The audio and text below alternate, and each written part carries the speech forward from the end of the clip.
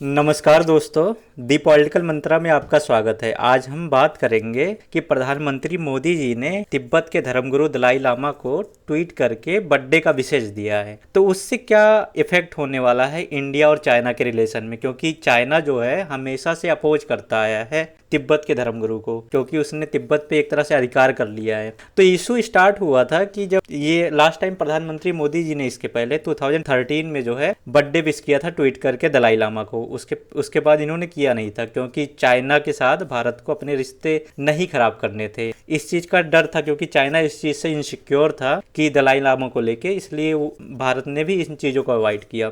But issue start तब से होता है कि जैसे जब प्रधानमंत्री मोदी जी प्रधानमंत्री बने थे, तो उसके बाद जस्ट नेक्स्ट ईयर क्या था कि अरुणाचल प्रदेश में दलाई लामा जो है विजिट किए थे एक सेमिनार के कारण। तो चाइना ने बहुत स्ट्रांगली ऑब्जेक्ट किया था कि मतलब ये जो है डिस्प्यूटेड एरिया में विजिट कर रहे हैं एंड ये इंसान जो है हम लोगों का दुश्मन है, तो आप ऐसे कैसे करने दे रहे हैं।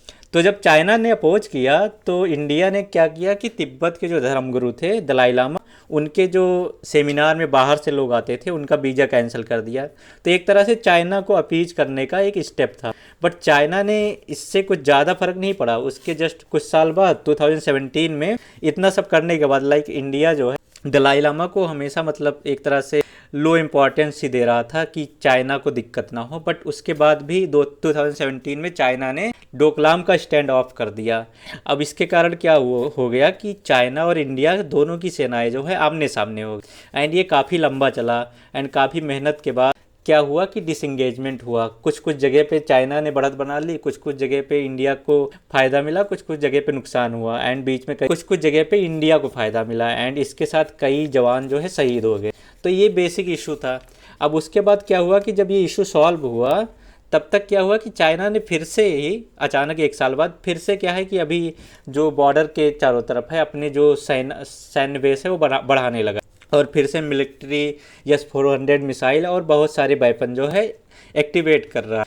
तो इससे इंडिया को एक घबराहट हो रहा है कि मतलब ये करना क्या चाहता है। एंड क्या है कि चाइना का एक कमजोरी है, उनके जो लड़ाके हैं वो जो हिमालयन एरिया में है उनमें लड़ने के काबिल नहीं है। मतलब उनको दिक्कत होने लगता है, अगर वही 1 से 2 दिन से ज़्यादा बिताते हैं तो इनको इशूज होने लगता है, हेल्थ इशू। तो इसलिए वो क्या कर रहे हैं कि तिब्बत के लोगों को बहला फुसला के उनको लालच दे के वो उनको रिक्रूट कर रहे हैं चाइना के सेना में और उनको बोल रहे हैं इंडिया से लड़ने के लिए।